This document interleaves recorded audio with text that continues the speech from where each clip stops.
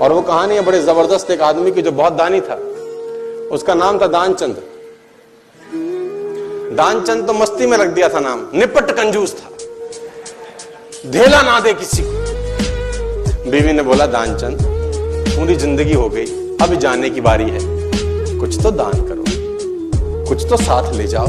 उसने बोला दान नहीं होता, मेरा स्वभाव नहीं है, मैं क्या करूं। उसने बोला गंगा ही नहाओ, कुछ तो धुलेंगे। घर से 12 किलोमीटर दूर गंगा जी। उसने बोला चलो गंगा जी नहाने में कौन सा पैसा लगता है। पैदल पैदल गया 12 किलोमीटर, क्योंकि ऑटो करूंगा तो।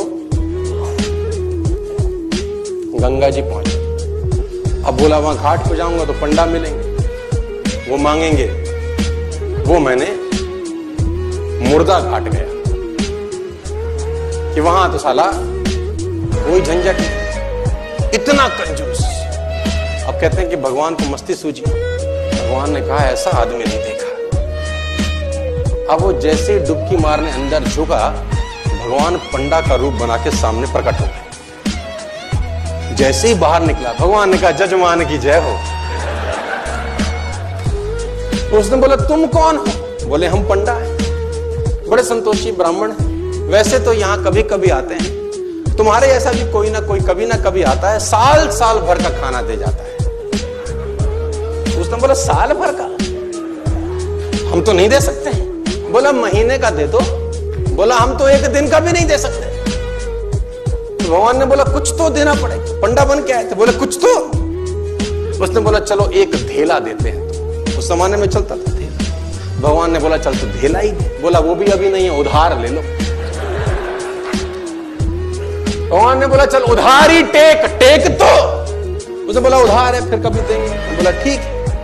गया वापस 12 किलोमीटर, थका हारा। 12 गया था, 12 आया, थका हाया आया, घर में आके सो गया। थोड़ी देर बाद घर का दरवाजा खटखटा। जजमान की जय हो। बीवी ने दरवाजा खोला, देखा तो वही पंडा। बोला हाँ।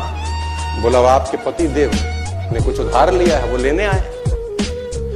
पत्नी ने आदमी को जगाया, जागो, किसी पंडा को कुछ कहने को दे आए थे? बोले हाँ। बोला आ गई हैं बाहर। बोला जाके कह दो कि उनका तबीयत खराब है। अब कंजूसी देखो। अब वो जाके बोली उनकी तबीयत बहुत खराब है। अब पंडा ने बोला वो हमारे जजमान है, जब तक तबीयत ठीक नहीं होती हम यहीं रहेंगे। तुम खाने वाने का सामान बना दो हमको, हमें कोई तकलीफ नहीं। वो तो बैठ ही गया चौकड़ी मार के। अब बीवी फिर अंदर गई, बोली वो तो बैठ ही गए।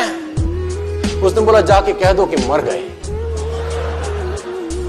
अभी आई रोती रोती, तो गुजर गए, अभी मर गए, उनका तो इंतकाल हो गया। इसने बोला जजमान गुजर गए? बोला हाँ। बोला तुम कहां गांव में जाके अकेली औरत खबर करोगी, हम खुद ही खबर कर देते। बाहर गए और जब तक तो वो रोकती तब तक तो बताए सबको कि दानचंद गुजर गया।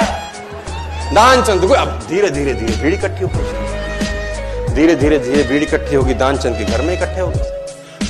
अब दानचंद को बांध लिया, ले जाने की बारी। अब वो बीवी रोवे, ये मरे नहीं है। लोगों ने बोला ये तुम्हारा मोह है,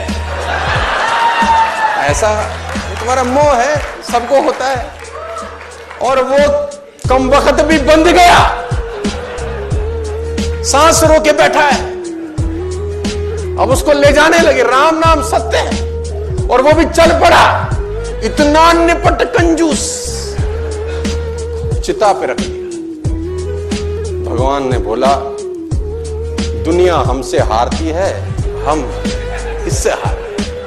भगवान ने बोला ये मर जाएगा साला, कुछ देगा नहीं। भगवान ने बोला हम जजमान के कान में कुछ कहना चाहते हैं। लोगों ने बोला कह दो महाराज, अब तो बस तैयारी है।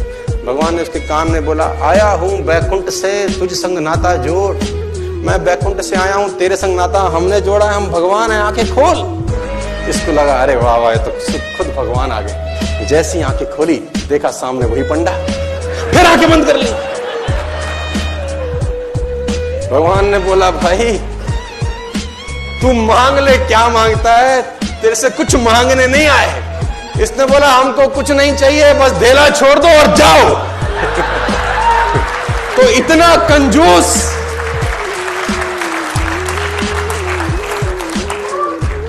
कंजूस बाप को मरती हुई हालत में देखकर बेटे ने बुलवा लिया और 2 गुना बड़ा कफन सिलवा लिया।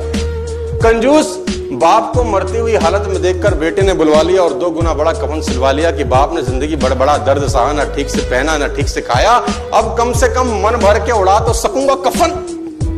कहते हैं कान में पड़ते ही बेटे की बात बापूजी ने खोली धीरे से आंख, बोले बेटे ठीक नहीं है तेरी मर्जी, क्यों करता है फिजूल खर्च?